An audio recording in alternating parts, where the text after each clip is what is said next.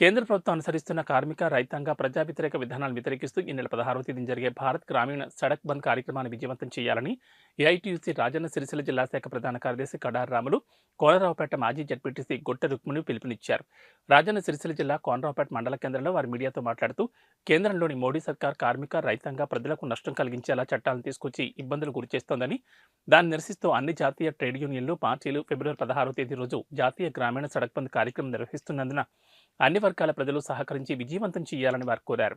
ఇలా చూసుకుంటే ఇలా ఏ పింఛన్ల కాడికి వచ్చే వరకు కూడా మనిషి లక్షల నౌకర్లు ఇస్తామని ఏ ఒక్కరికి నౌకరు ఇవ్వకపోగా ఇలా ఒక ఉద్యోగ సంఘాలను కూడా ఇలా ప్రైవేటీకరణ చేసి వాళ్ళ ఒక పొట్టలు కొట్టే విధానం ఈ కేంద్ర బీజేపీ ఇలా జిఎస్టీ తీసుకొచ్చి ఇలా నిత్యావసర సరుకుల మీద ఎవరన్నా నిరుపేద కుటుంబాలు కొనుక్కుందామంటే, కార్మికులు కొనుక్కుందామంటే వాళ్ళ ఒక్క పొట్టలు కొట్టే విధానం ఇలా ఏం పరిపాలిస్తూ ఉంది బీజేపీ ప్రభుత్వం. ఇలా బండి సంజయ్ గారు ఈ నియోజకవర్గ ప్రాంతంలో తిరిగి ప్రచారం చేస్తూ ఉన్నాడు ఎంపీగా. ఇలా మేము అడుగుతా ఉన్నాం, ఇలా సంఘాలకు నిధులు కేటాయించండి అయ్యా, ఎంపీ నిధులు అని అడిగినాం. ఏ ఒక్కటి నిర్వహించారు, ఇలా ఏ ఒక్క సంఘానికి ఎంపీ నిధులు కేటాయించిరని ఇలా మేము అడుగుతా ఉన్నాం బండి సంజయ్ గారిని. ఇలా ఏదో శ్రీరాముని పేరుతో అయోధ్యలో ఇక్కడ స్థానికంగా ఉన్న కార్మికులకు పని దొరకకపోతే అయోధ్యలో రామ మందిరం కట్టినాం, అక్కడ రాముని తలవాలని ఊరూర వస్తూ ఉన్నారు. ఇవాళ ఇక్కడ చూసుకుంటే స్థానికంగా ఉన్న కార్మికులకు పని దొరుకుతలేదు. బీహార్, యూపీ కూలీలు వచ్చి అక్కడ ఉపాధి ఉన్నట్టుంటే ఆ కూలీలు ఇక్కడికి వచ్చి ఈ కార్మికుల పొట్టలు ఎందుకు కొడుతురని మేము మోడీని అడుగుతూ ఉన్నాం. ఇలా నీ ప్రాంతంలో పని దొరికినట్టుంటే ఆ కార్మికులు వచ్చి మా ప్రాంతంలో మా కార్మికులకు పని దొరకకుండా ఎందుకు చేస్తారని అడుగుతా ఉన్నాం మోడీని.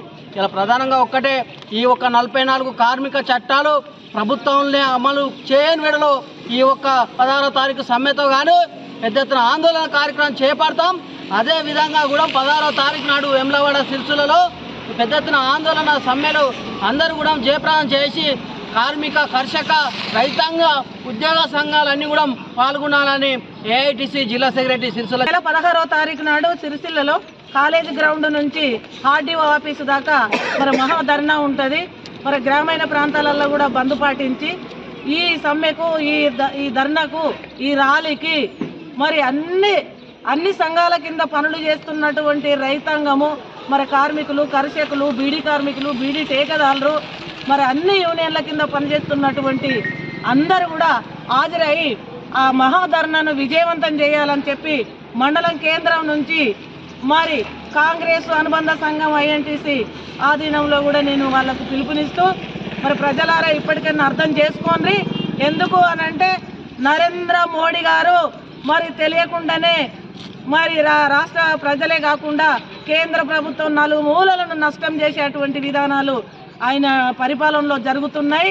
ఇవాళ రామజన్మ భూమి అని మరి ఇంటింటికి తలవాలు వంచుతూ మరి మతకాల్లో మత పిచ్చిని ప్రజల మధ్యలకు మరి రేపుతూ మరి ప్రజలను పక్కతో పట్టించేటువంటి పరిస్థితి.